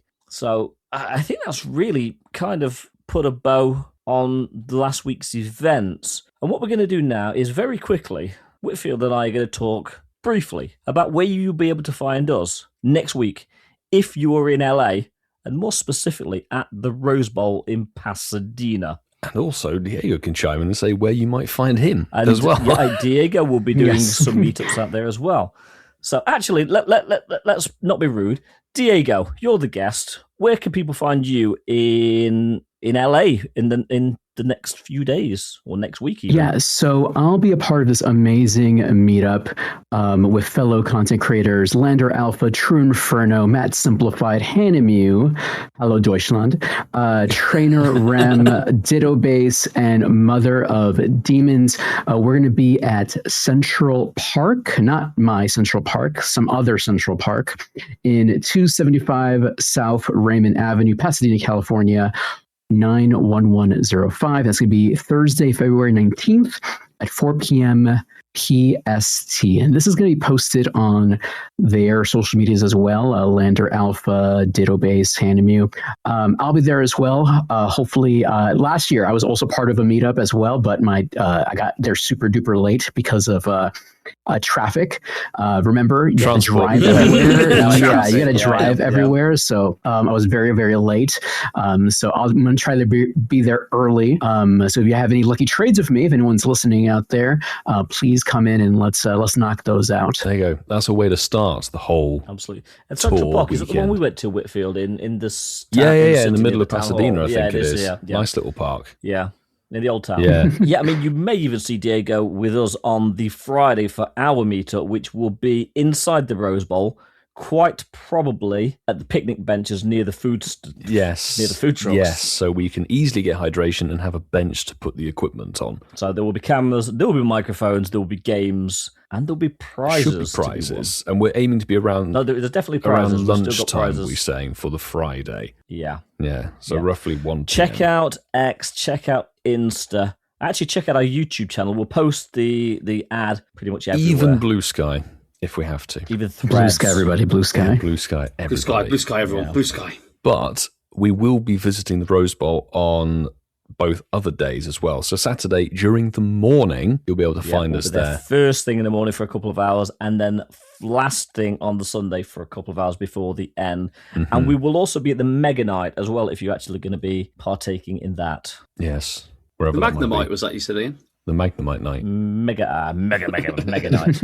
Wait, are we getting Mega Victreebel and Mega Malamar? Yep. Yes, Is that we very okay? well That's, might be. Yep. Oh, yes. yeah, I'm excited for that. Actually, I love new megas. So do we. Who doesn't love a new Mega? Except for Dragonite. It's got Yeah, flappy ears. that's silly. Well, the shiny Silly. though, the shiny It though. looks So beautiful in the blue. The shiny looks okay. Do you Yeah. Milo then, Ian? As soon as you say it, Milo's like, oh, leave Dragonite alone. He's like, oh, leave my Mega Dragon. the shiny though. You can leave the Dragonite raids alone. Yeah. We'll do them all. I may have to do one. But, Whitfield, Yes. push that button. We've had some messages. We have 2 glorious WhatsApp messages, the first of which is coming from the land down under, from Tony of Pride. G'day, Incense boys. This is Tony of Pride calling from Australia, G'day. aka Steve Irwin. So there's 2 reasons I'm leaving this voicemail. One is because I've got to give another shout out to my sister for Shinies of the Week this week. Oh, what's happened? So we utilised some lucky trades of Pokemon we had since 2017, 2018. All of them were shiny. And within all the lucky trades we did, I got absolutely bugger all. But my sister, on the other hand, within 4 days, got 3 lucky Shundos. What? One of them was a Luxray. She also got a Vaporeon and a lucky Shundo Gengar, which is now a Mega Gengar. So that's kind of nuts. That's more Shundos than I have on my account. So good on her. 3 days. The other reason I'm calling is because I want to weigh in on what I think the community days for 2026 are going to be. I hope I'm not too late to that poll. But we were talking about this on our show a couple of weeks ago as well, so I'm kind of glad that you guys brought it up. Talking to some other people, Tinkertink was definitely the best answer. I had one person say Combi would have been a good Com Day as well, especially seeing as you got to really hunt for that female shiny to get the Vespiquen. But my answer is a Pokemon that we've had in the game for probably, 2 years now? It's been in raids once or twice, and I think we've had it in the Go Pass, but it's really been locked behind 12-kilometer eggs. Cool. My answer for Community Day 2026 was going to be Sandile. I definitely think that Crocodile is a really, really cool shiny. Like, it's probably one of my top 10 favorites in the whole game. And I definitely think the exclusive move should be Brutal Swing on it, which will probably put it in the top 10 list of Dark-type attackers for raids. And all up, I think Crocodile is... It's not a fan favorite, but it's definitely well liked within the fan base. That's for sure. Of course, the guy who's got the nickname Steve Irwin, the Crocodile Hunter, is going to pick the Crocodile Pokemon for Community Day 2026. I just realised that as I was talking.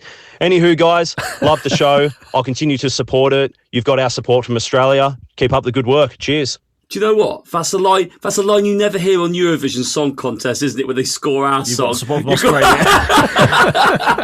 you never hear it. We don't get the support from anybody on that show. We don't. Apart from when Coops was on it. Oh yeah, Apart from when Coops did well that time. Yeah, that's why he had to leave, wasn't he? He became famous, didn't he? Yeah. But thanks for dropping that message to us, Steve. We definitely appreciate you getting on board. Thank you, Steve. Appreciate that. Sandal would be a good com day. Yeah, I agree. Yeah, I it is. I think it is a fan favorite. In the anime, Ash used Krokorok and Krookodile in the anime, and it has the sunglasses too. Actually, that would be a great costume too. The one with the Krookodile with the sunglasses on it. I think that'd be kind of sick. So I could definitely see it in the future, maybe. Yeah. In fact, last year for Unova Tour, we got the Sandal with the background. Oh yes, the Enigma background. Yes, yeah, that's sick. And it was part of Paris Go Fest as well, I think. Yeah, Francesco and I lucky traded the shiny ones. That was so good. It's definitely a good pick. Really good pick. And congrats on the Shundos. That's ridiculous trade love. Yeah, that's amazing. That's epic. GG's. It is astonishing. But the second WhatsApp message is from Emmy. Hi guys, it's Emmy. Firstly, big thank you for your kind words on my message last week. That really made me feel good, so thank you. You're most welcome. Yeah, Gengar. Sorry, I know that's obviously not agreed with by a lot of people, but good way to look at it. Less Gengars for me, more Gengars for everybody else. So, there's an upside. Just briefly, I know my Groudon needs powering up. I also have a lucky Hundo Mewtwo, so a lot of my candy goes to him. And I don't have a lot of Stardust. I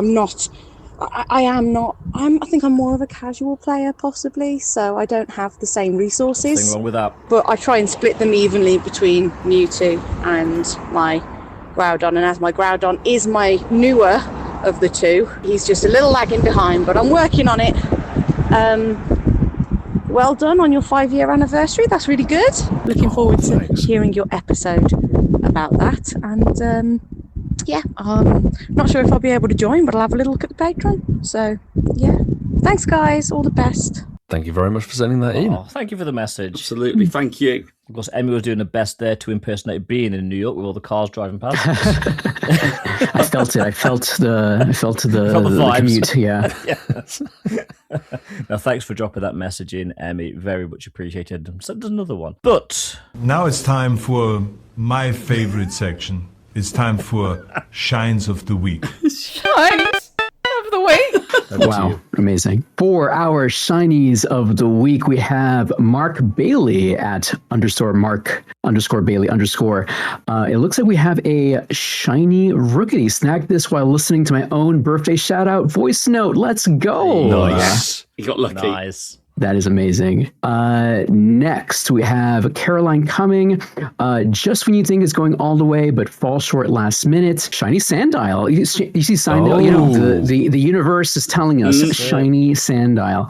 Yes. Love that. 98% IV. Oh, 98. Oh, yeah, 98. Let's go.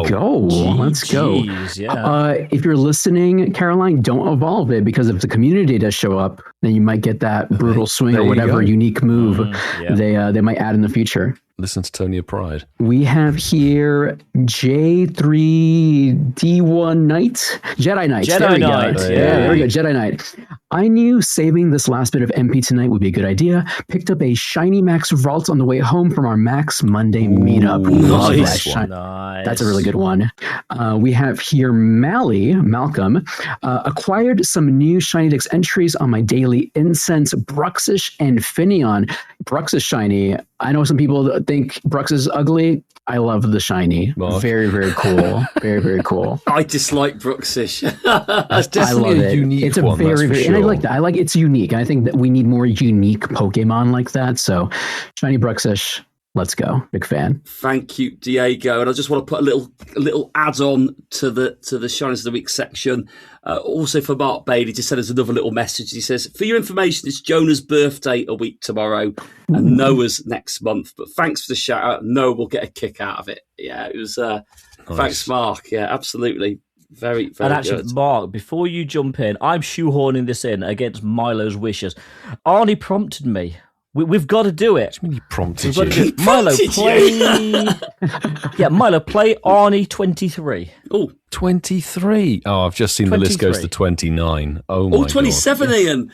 That's for the future. We've got to save that for another day. So you're a tough guy, like it really rough guy. Oh my Just God. can't get enough guy. Just always so puff guy. Oh, my God. I'm the bad type, make your mama sad type, make your girlfriend mad type, might seduce your daddy type. I'm the bad guy. Diego, your face then was brilliant. You were like, can you cut all of my interview now, please? I'm not. Look at the time. Look at the time. Oh, Ian, that's a good one. Had to get it in. That's a good one. It's a good one, to be fair. And delete. There we go. Oh, my. Yeah, delete that one. That's it. I've deleted it from the list. Oh, dear. Well, there we go. What a way to bring an end to the show there. It's been a belter, actually. Thanks, Diego, for hanging out with us again. It was lovely to meet you last year in New York. And I've said this many a time, that feels like a distant memory. And I was saying that a couple of months after we came back. Now it feels like a very distant memory, but it was it was lovely to meet you out there, to hang out, do a bit of recording at the venue and that. But this feels like we've actually spent some real proper time together. This has been really away from the chaos of a live event. This has been actually really, really, really nice. And it's been a good chat. Yeah, we hope you've enjoyed it, mate. Really do hope you've enjoyed hanging out with us. No, I appreciate it. Thank you so much for having me on the show. And like you're right, like being able to actually talk and not have the weight of an event, behind you. It really, really is nice just to chat Pokemon Go, catch up, and talk about life.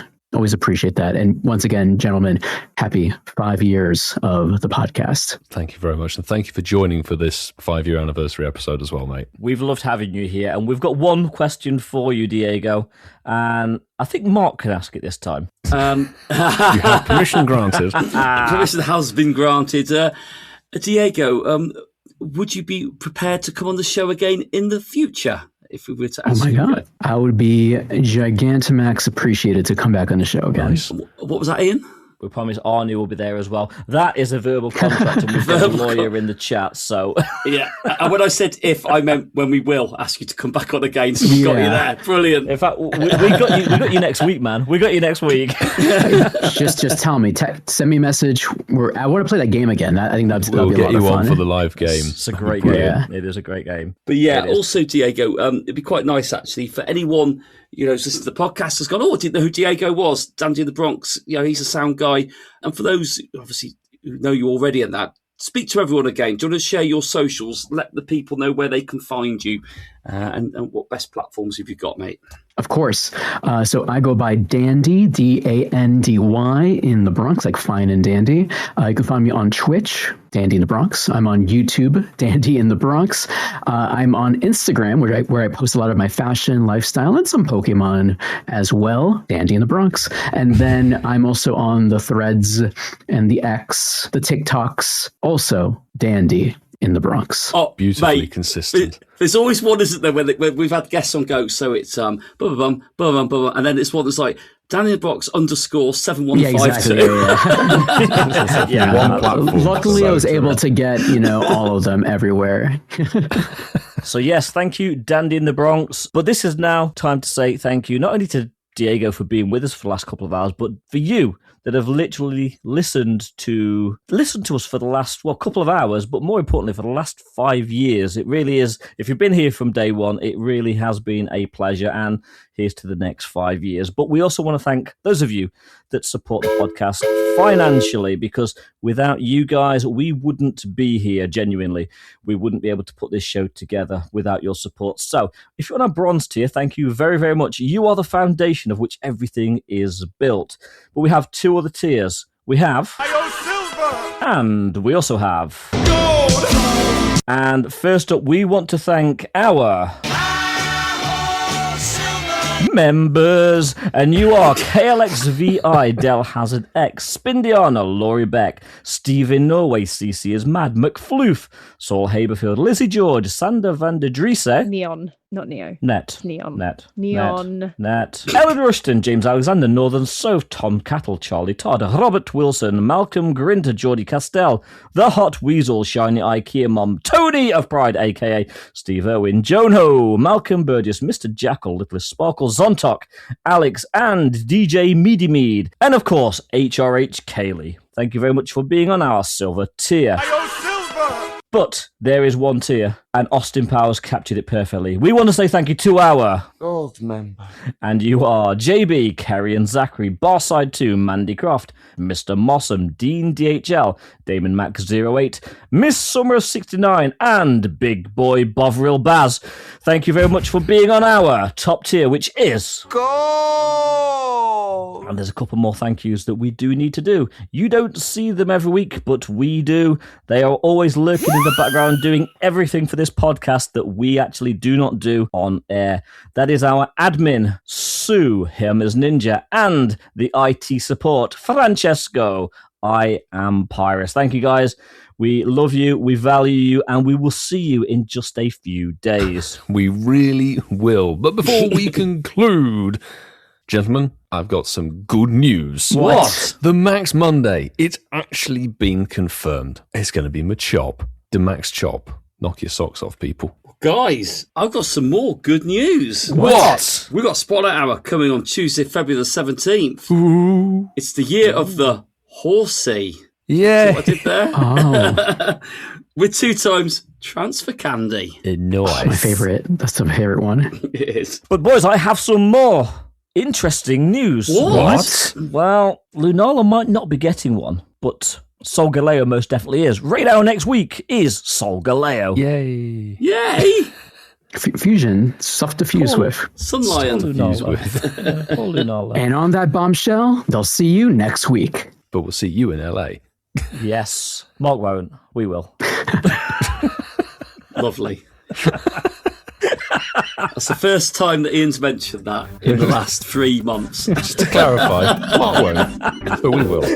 I choose you!